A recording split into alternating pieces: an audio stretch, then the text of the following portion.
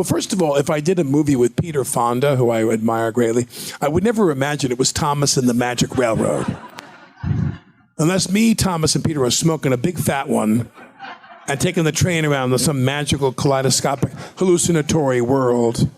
And Peter Fonda's next to him, and what's his name? Is Dennis Hopper's next to us in a motorcycle, and we're all stoned out of our minds. He is an actor, author, producer, and proponent of the arts, whose body of work across film, television, and animation has garnered multiple awards and nominations, including 3 Emmys, 3 Golden Globes, 8 SAG Awards, and a partridge in a pear tree. Yes, sir. How do we turn it on? Where's my tech advisor? Who said that? Does it work or no? This one, yeah. Oh, there we go. You gotta hold it. I'm sorry. It's like the I'm old now. I'm stupid. I can't remember anything. Anyway, thank you all for coming. I've never done this before. I mean, I've done the conversation with kind of program where you get interviewed by somebody.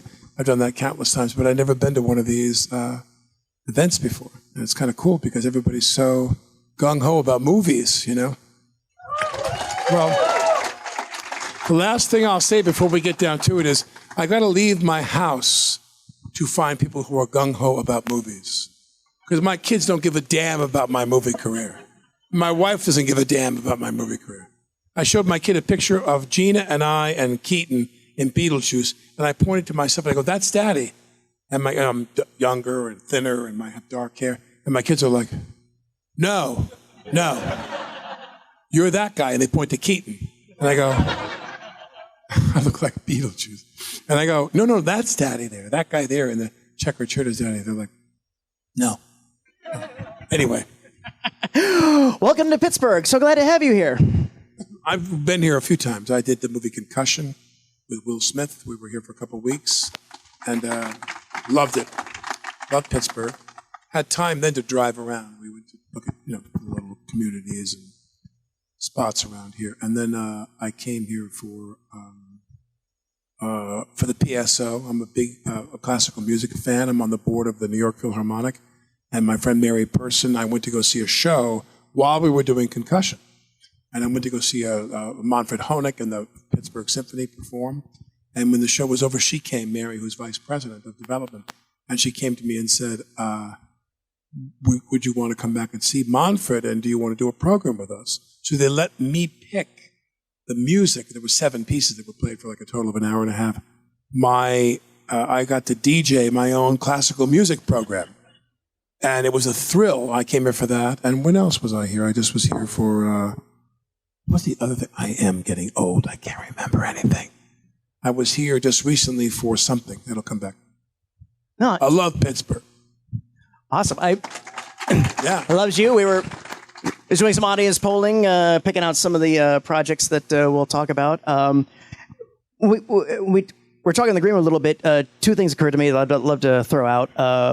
One, you mentioned you'd like to explore a little bit about the changes in acting. Yes. And yes, because I mean, yeah, what was your takeaway from the Strasberg and Actor Studio years and to now? What's still resonating with you that you learned back then? Well, the one thing, this is my opinion, this is my tired opinion, but the one thing you'd see was that film fans throughout history, throughout the last 100 years, wanted to assign a form of stardom and a form of recognition to actors who had something they didn't have, who could do something they couldn't do. So in the silent era, you had to be very, very good looking. And you didn't have to say very much because, and then the talking era comes in and puts a lot of silent actors out of business because they can't deliver a line. Valentino. And the movie business becomes about people who can deliver a line in a very kind of theatrical register. They're very theatrical in films. And then the war comes, World War II. And they want stars, women included. They want people to be very tough and flinty. The country's at war. And so you have Barbara Stanwyck, and you've got Betty Davis and Joan Crawford, and women who were very capable women, very powerful and intense women. Then you get into the 50s, the war's over, you get into the 50s, you get into the method acting period of, Montgomery Clift and James Dean and Brando and all these people. And then you get into the anti-heroic period. But at the same time, what the audience is saying is, we don't want to see people who don't look like us. We want to see people who look more like, they don't have to be so glamorous. So this becomes the age of like Dustin Hoffman and Nicholson and Pacino. Now, Pacino was a great leading man, but it becomes less emphasis on beauty and your looks, and like you look like a movie star. Then the 80s come, and I would say right around the 80s come, which is about more computer effects. I used to say that the star of the film was like the Coca-Cola can. You saw a Coca-Cola reached for it, that was the star of the movie, but they put the Coke in the can. So when you went to the movies back then, an actor or actress compelled you to come into the movies, and then a bunch of technical people took over the movie from there, and the actor was really, the acting wasn't that demanding, and it all became action and computers, and we're going to blow up the White House, and we're going to have aliens come and do this and that, all computer generated. Then we get into where we are now, which I think is interesting. And that is, and I'll finish with this, and that is that we get into where we are now, which is, what's the thing that stars can do now that their audience admires them for that they can't do? And the answer is control your appetite and exercise. The biggest stars are the fittest actors.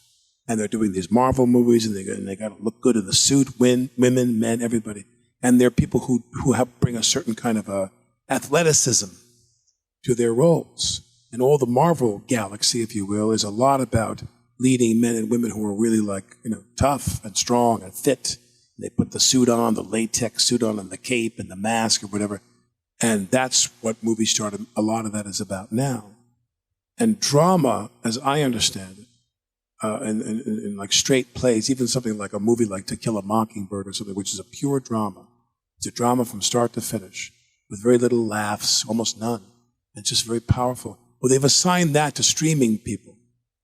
Now the dramas you're going to see are like on Netflix and HBO Max and Amazon. And when you go to the movies, it's a thing that you want to see all that money on the screen. You want like a really crazy, creative, exciting, computer-generated movie.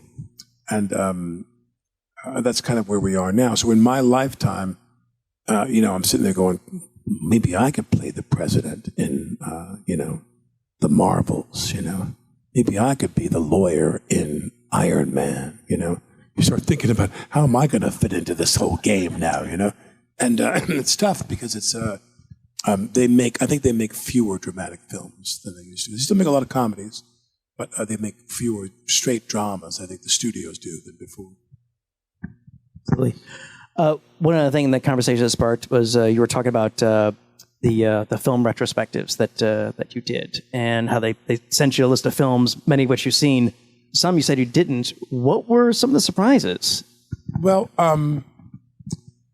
I did a lot of work with TCM when Bob Osborne was alive, and Bob was a dear friend. I love Bob.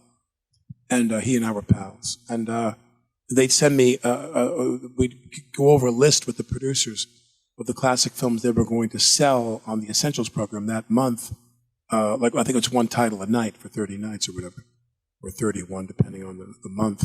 And they'd send me the DVDs of the ones I hadn't seen. And there weren't many, but there were some. So, watching, there's a few of them. What's that James Mason movie where he's the Irish gang member? What is that? I can't hear it. Not that's Victor McLaughlin. We should look that up. I'm on it. Where is she? You should look that up. Whoever looks that up for us. She's my archivist and my technical advisor. Whoever looks that up for us will get 2 pieces of candy. That's fine. James Mason did that famous film, Something Man. Anyway, so I see that film. I'd never seen that film. I'd heard about it. And friends of mine had talked about it. Obviously, there are several titles I haven't had the time to get to and see. But I had the DVD, which made it much easier. And this is before streaming. Or streaming libraries as vast as they are now. Augmenta. And this man has a medical doctor, by the way. He's so damn smart. And we're giving a medical doctor candy, not a nice pen or a stethoscope. But Odd Man Out, great film. So that's a good example of a performance that was just captivating, James Mason. I'm always looking for films where the way film should be, where you combine all the elements of cinema, not just performance and script, but music, if it fits, and cinematography. I'm a nut for the well-shot film. Nowadays, actors in a violent drama are in a park. They're all in a parking garage. They're all hiding behind a column, a cement column, and they all pop out of the column. But there's no screen direction, none. The guy pops out and goes, boom, boom, boom. The guy pops out and goes, boom, boom, boom. You don't know where anybody is. All you know is somebody's going to get shot or not and jump in a car. We're in a parking garage. They're going to make an escape. But you look at something like the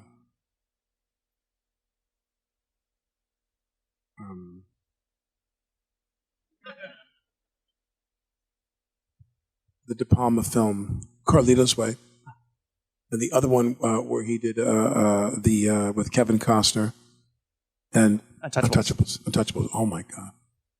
When you see that scene where they're going down the escalator and he's laying on the thing and escaping. What's his name? The baby carriage scene, the homage to the Odessa Steps. What's his name? Andy Garcia. Don't go away. Please don't leave. Andy Garcia. I maybe do a film with him next year, but Andy, who I love, everybody worships Andy. They worship Andy. He's like, that's another cool thing. You see people in this business who, whatever I've done, I don't go home and sit in front of the mirror and go, mirror, mirror on the wall, who's the grooviest Baldwin brother of them all? I don't say that. They can have it, as far as I'm concerned. It's the admiration you have for other people. And when you meet them, when I worked with Tony Hopkins, I cried. De Niro was supposed to do the movie The Edge with me, and he dropped out, and they got Tony. And when they called me and told me that Tony was going to do the movie, I was on vacation with my ex-wife. I started sobbing. I'm going to make a movie with Anthony Hopkins. That's like the greatest jackpot as an actor you could possibly. And then when did It's Complicated? Now, I said to Meryl, I assumed if you and I were going to do a movie together, we'd be like on the heath, on horseback. It's like, 18th century Scotland, swords, kilts, some period drama. And we go do this contemporary comedy. And to go to work every day with Meryl, I cried. When you work with great people, that's the goal. You get paid a lot of money? Sometimes. The movie's successful and sells tickets? Sometimes. But you go to work with these people. I did The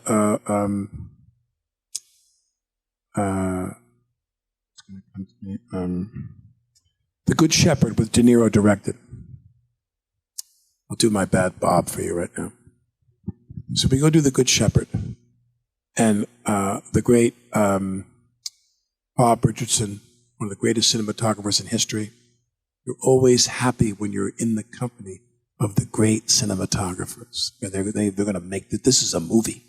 They got to shoot the hell out of this thing and the lighting. I've worked with the most legendary cinematographers in history. Ball House, when I did little parts for Mike Nichols in Working Girl. You stick around too. Working Girl, did Juan Ruiz and Chia shot Glengarry Glen Ross. Don McAlpine shot The Edge. And John Toll, one of the last men to win back-to-back Oscars. He did River Runs Through It, or something like that. He won the Oscar. And then the following year won the Oscar again for Braveheart.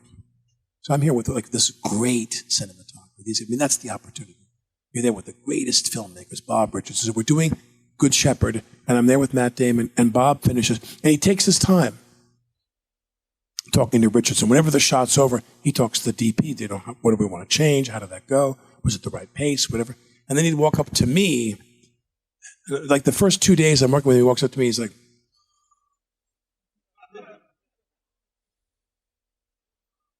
"You're very good, Alec. You're very good. You're very good. Oh, but say it slower, slower. You're very good, though, Alec. You're very good." And he's talking to me, and the whole first day we're shooting, I'm like, "Could you say that again? Because I can't hear a word you're saying. All I see is whoa, whoa, whoa. All I see is Bob." Again, I got tears in my eyes. The legendary Bob. I do Departed. It didn't have any scenes with Jack, but did Glengarry. Didn't have any scenes with Al. But it goes on and on and on. People you love, people you've admired. For me to work. Now, do I love my peers? Yeah, I may respect them, but I don't feel the same way about them as when I meet Michael Douglas. I love Michael Douglas. And I met his dad. Again, I'm going to cry. I'm meeting Kirk Douglas, one of the greatest movie stars / actors in history. A movie star, a great movie star, who could act like Peck. I met Peck, and I was like, I could go on and on, but you go ahead. No. It's the people you work with. It's your show, man. It's all good. It's all the good. people you work with. Well, I'll tell you what. Let's go back to 1988 because that was definitely a banner year for you.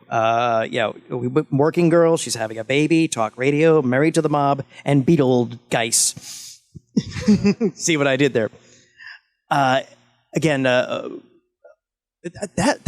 was a real sampler pack of Variety, the directors, and it really just knocked you up there too. And I know everybody wants to hear a little bit about Beetlejuice. I will say this: I'm sure you've been asked plenty of times, but that one specifically because it was such an oddball film that should not have been made.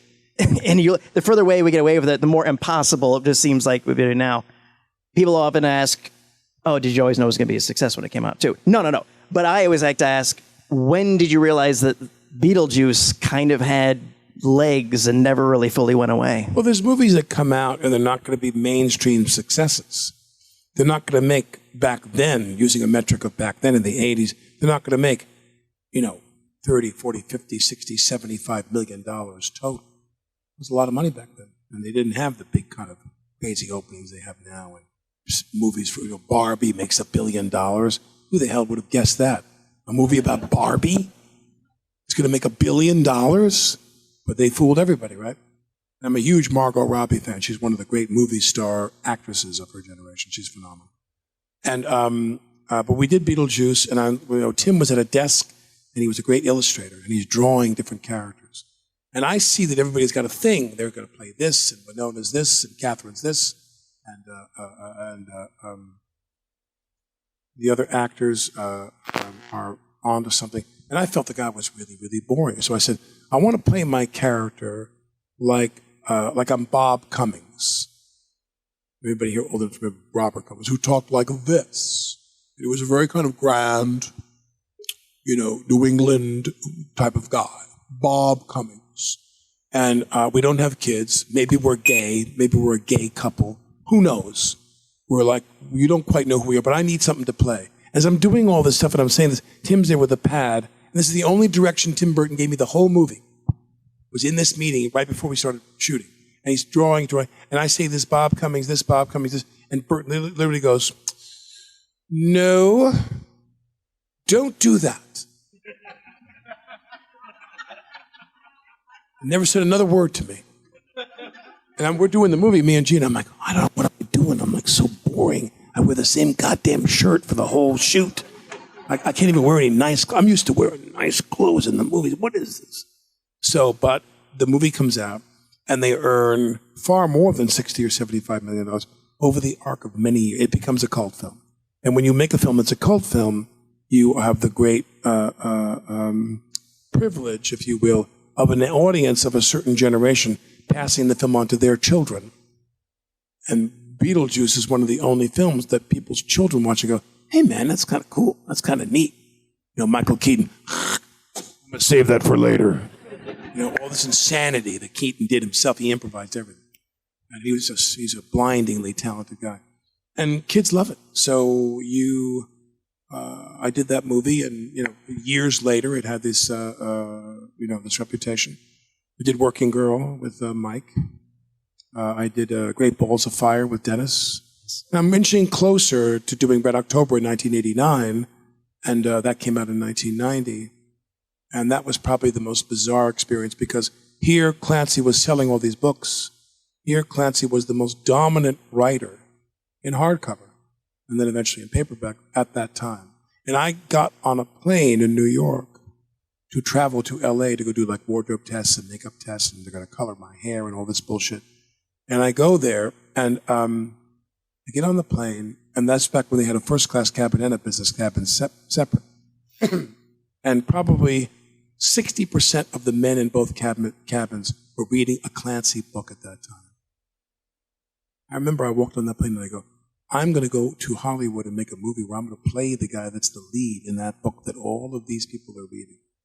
And I was like, okay, no pressure, And I go out there to do the movie, and it was because the thing that I remember as an actor who loves other actors is that the great thing about Hunt was the cast.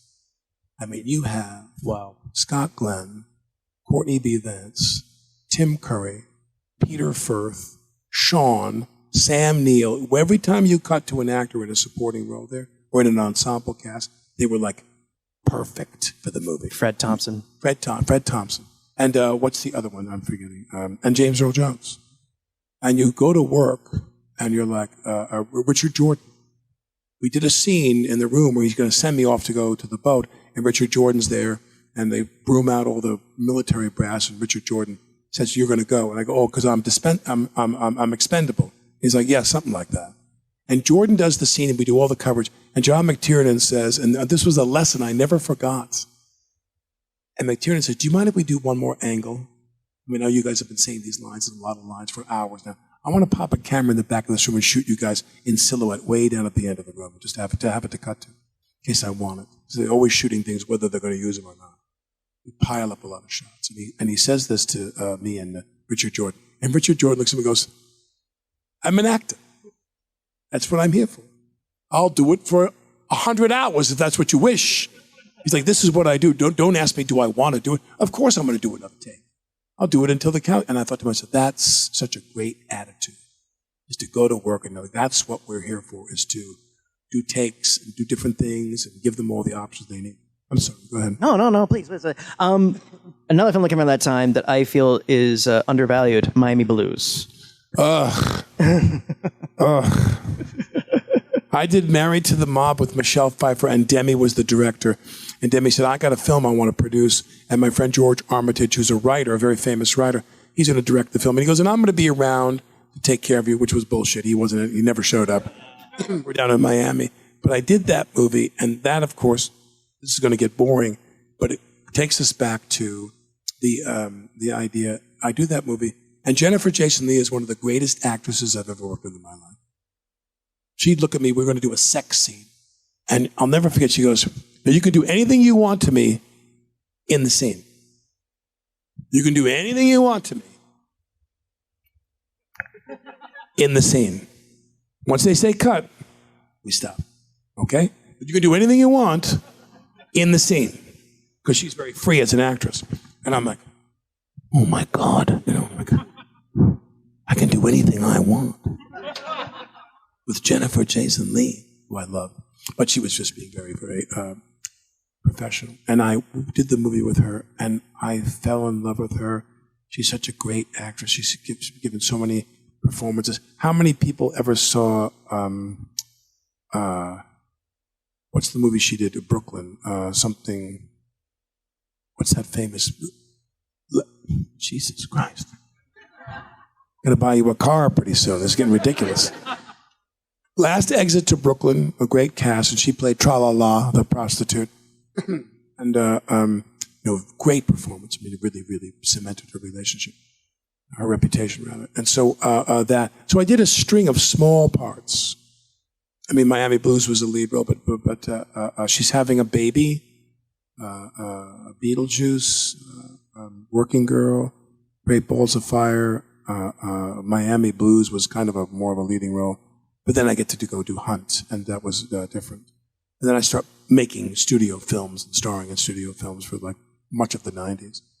But again, just the people. Jennifer Jason Leigh. Oh, God, I loved her. There's something about women in the business with 3 names.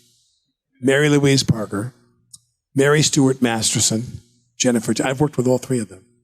And Mary Stuart Masterson, another woman. I did this movie, Heaven's Prisoners, with Mary Stuart and another woman I fell in love with. She's so talented.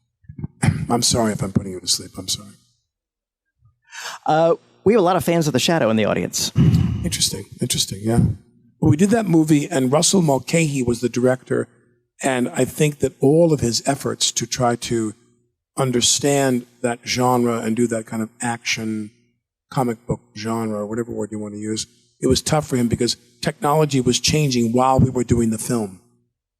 And I said to them, fellas, you don't have the money and the budget to do this film well with the technology at hand.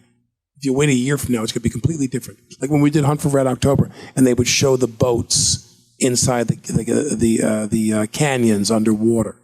And you'd see these images, and they had to smoke up the water and light it a certain way, so you kind of hid the fact that it was very primitive models. They built a tank with all the trenches and so forth underwater, and you see the boat going through these models, and they didn't have the money to do the computer effects that were available, like a couple of years later. Same with The Shadow. I said, you need to go. Everybody here remember Rube Goldberg? So Rube Goldberg used to have these crazy machines that were all very, very Luddite, and I said, that's what you need.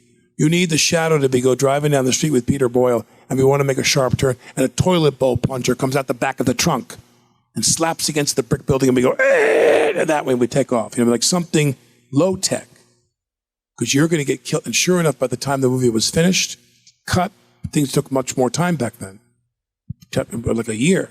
So by the time the movie came out in 94, a year had gone by, which was a seminal year in terms of technology.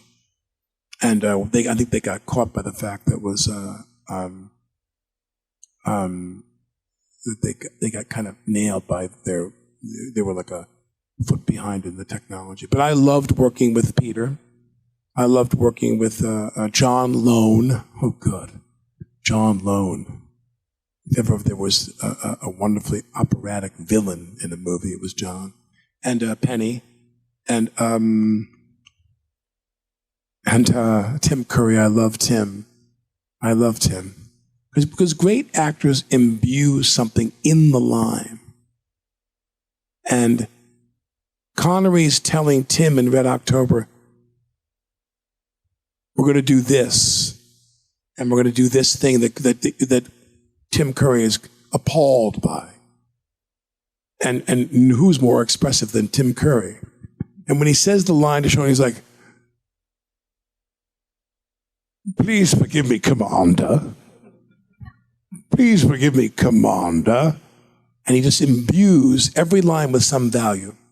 Great actors, they can lay back and do nothing, or they can put so much whipped cream on that line, you can't believe it, you know what I mean? And Curry was thrilling, because you can't get away with it unless you're like super talented and confident.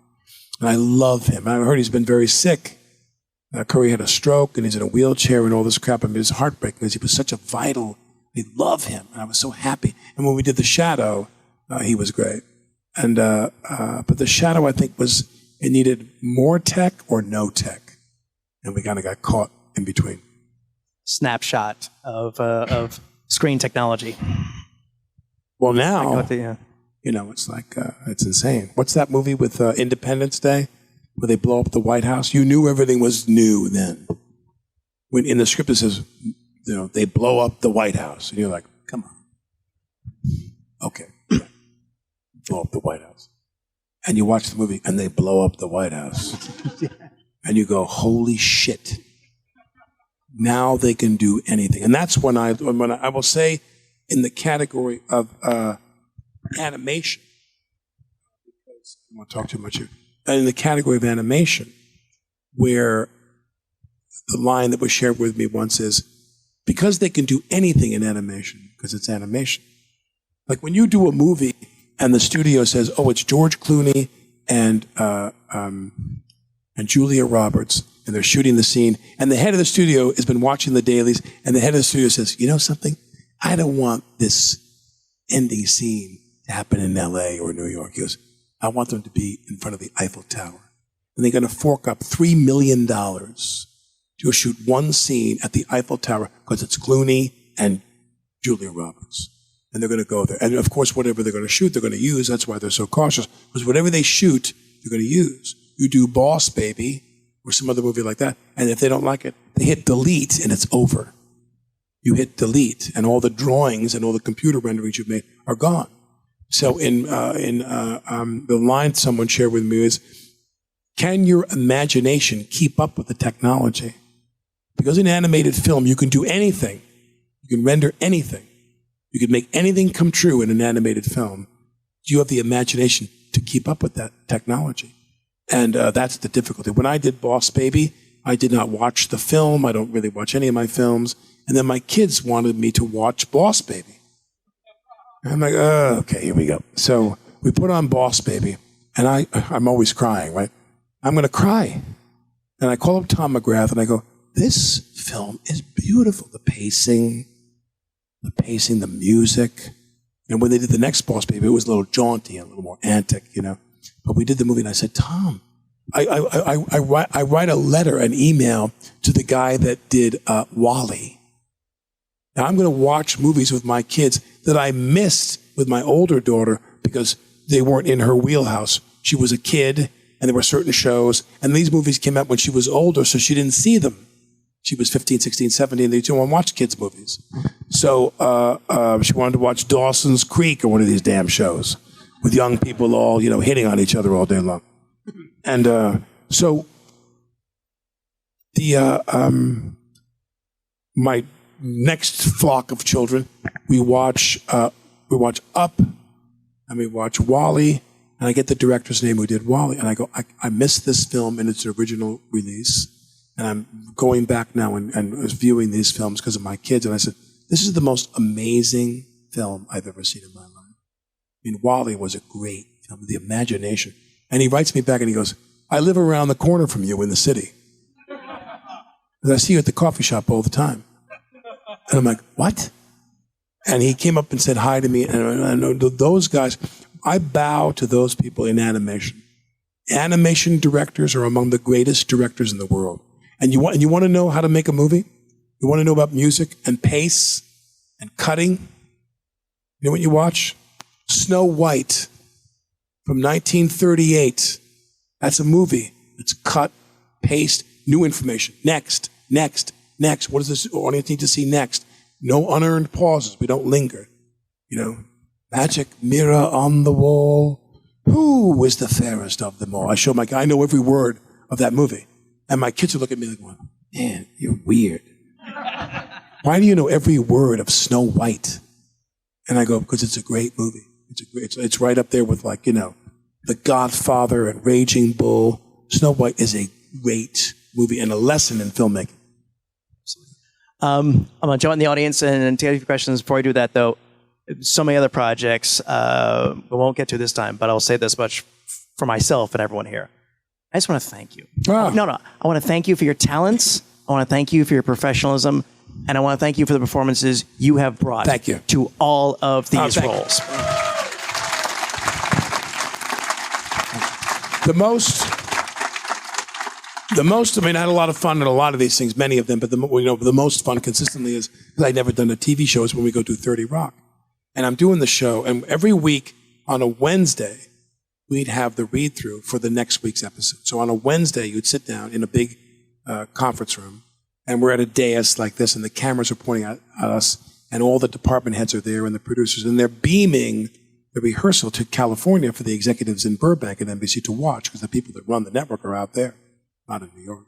The people that own the network are in New York, but the people that run the network are in California. So we do, and they would hand me the script on a Wednesday morning. And the scripts were like, because with a half-hour show, there's only 22 minutes. There's 8 minutes of commercials. So they give us a 22-page script. I read it in like 15 minutes. And Robert Carlock, who was the co-head writer with Tina, he wrote all of my stuff, most of my stuff for me. And he gives me the script, and I go up to him and I go, Robert, this is the stupidest thing I've ever seen in my life. How the hell do you expect me? How the hell do you expect me to do this? They want me to play the Patty Duke thing where I'm acting against myself with a split screen. So it's Jack Donaghy engaging with El Generalissimo, the gay Mexican soap opera star. And I'm like, Robert, you want me to play a gay Mexican soap opera star? And he looks at me and goes, we have faith in you. We have faith in you. You can do anything. It's a big swing. I know it's a big swing, but we have faith in you. I'm like, Jesus Christ. And you do this and you submit to the people who know better than you what funny is. And my God, it's one of my favorite episodes of the show I've ever done. So, and we had a ball. That was the most fun I've ever had was 30 Rock. Wonderful. Someday I want to know what it was like kissing Phil Hartman on the Green Hilly sketch on your very first SNL. I got excited. Okay. I love Phil. He died tragically. I've worked with so many people like that. Phil, the guests who came on the show. Whitney Houston's on the show one time, and she's doing the rehearsal, the music rehearsal, which is always on a Thursday. And I'm watching her. I'm like, of course, I'm falling in love with Whitney Houston. Let's be real. And she's like stunning. And then she sings like you can't believe it. And she comes off the stage, and she's coming toward her dressing room, which is near my dressing room. And I look at her and I go, you really are all the things people say you are.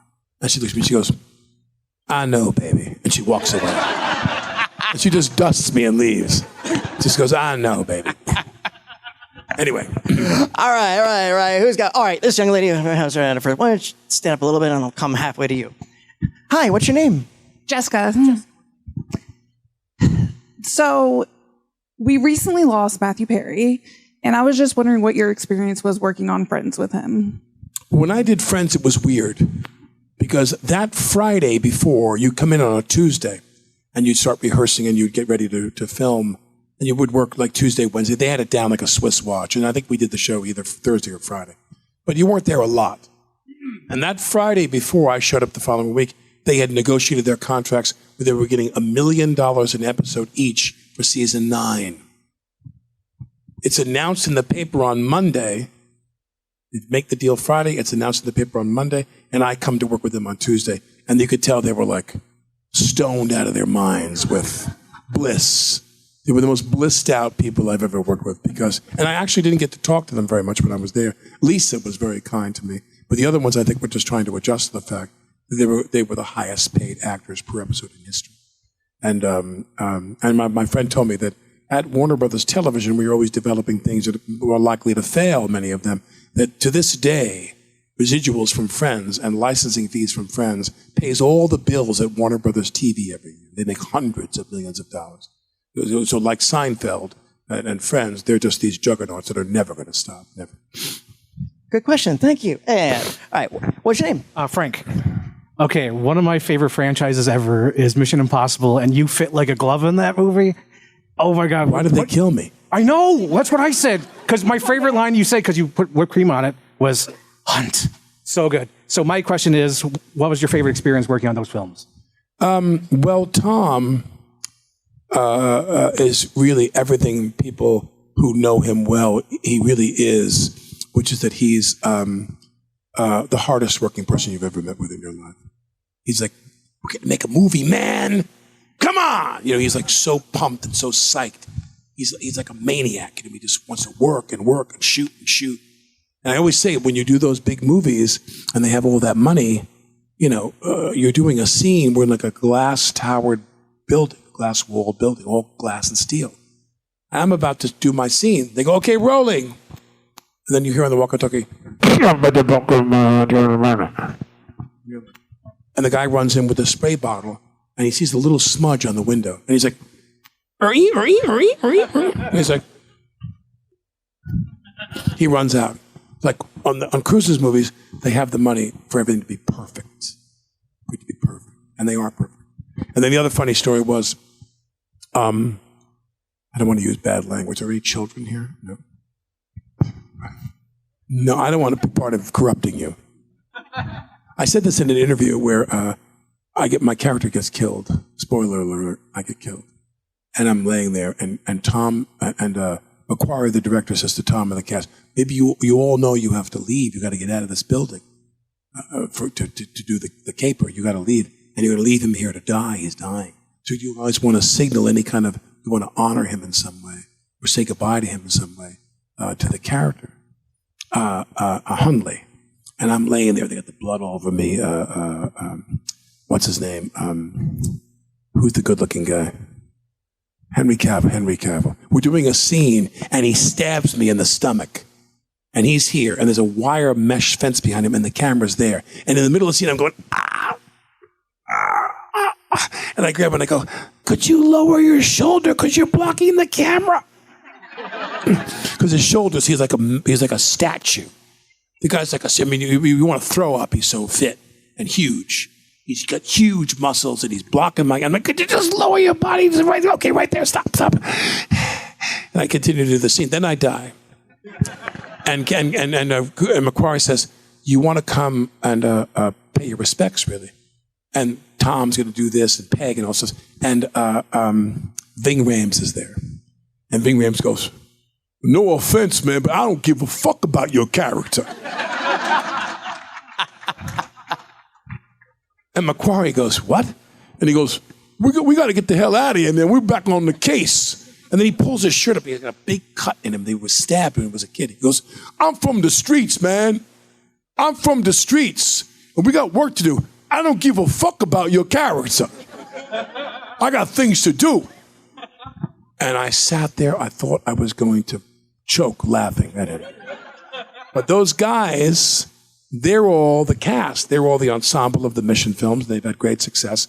And they were very kind to me, and they were very, let me in the door and come in and play with them for a while. But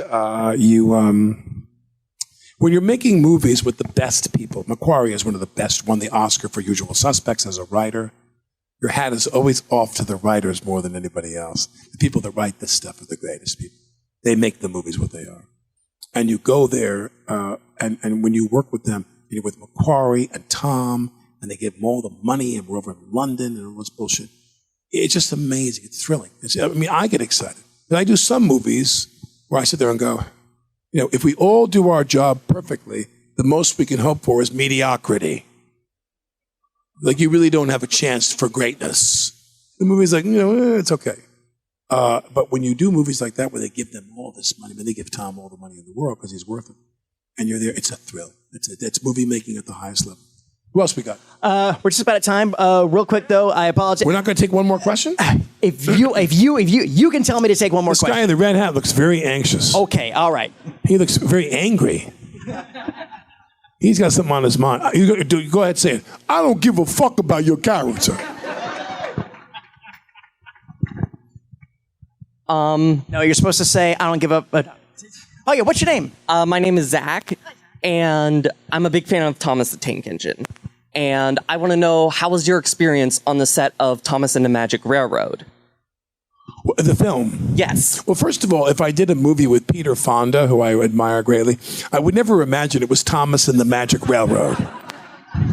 Unless me, Thomas, and Peter are smoking a big fat one and taking the train around some magical kaleidoscopic hallucinatory world. And Peter Fonda's next to him, and what's his name? Is Dennis Hopper's next to us in a motorcycle, and we're all stoned out of our minds. Some Indian, some Native American, peyote fest. Not what I thought would be Thomas and the Magic Railroad. And yet, I love Peter. But Britt Allcroft, who created Thomas, her story is a great story because she optioned the books that are the source of that, called the Railway series, by the Reverend W.W. Awdry, who was a British World War II-ish novelist. And Awdry, she buys the books and she options the books, and she'd been writing TV scripts for like the BBC or something over in England. And she options the books and spends a lot of money she doesn't have. And her husband says to her eventually ex, her husband says to her, why did you spend all this money on this? This is the stupidest thing we could have done. You're out of your mind. You're insane. Why would you spend $50,000 or whatever it was on optioning these books from this guy from like World War II about trains? Well, she divorced him. and sold her company for like $250 million to a Canadian company. So, and she didn't have to give him a dime because he was gone by then. So, but my point is that you can tell from her story that Britt was locked into this and her faith in this and her belief in this, which is critical in any creative process. She's locked into it from the get-go. She buys these books when she doesn't have the money and she rides it out. And I love Britt. Britt's one of the few producer, writer, actors like that who amazed me in terms of her guts and her vision for what that could be. And now it's grown into all these other things, and she sold the company. But she made this what it was by her own faith. Because to have faith in a project and to hang in there is a very difficult thing to do, because the Hollywood industry knows how to say no to you 100 times, and then the 101st time they say yes. When you come in and pitch a movie, they say no. They're very risk averse. They're terrified. If they screw up, they lose their job. So whenever you come in, you sit there and go, I want to do a movie about this Italian-American family, and they live in New York, and one of them is the head of the mafia, and it's all this saga they're going, and then they're going to go, no, we're not doing that. So all the greatest movies were kicked. They were just kicked like a soccer ball by the studios for years. I mean, all the legendary stories about Coppola and The Godfather insisting on Brando. I mean, they wanted Warren Beatty to play The Godfather. Can you imagine? I mean, I love Warren Beatty, but movies are about tenacity. It's about people who hang in there and they ride it all the way to the end. And Britt's one of my favorite examples. I just want to ask, before we wrap up, what future projects are on the docket you're allowed to share with us?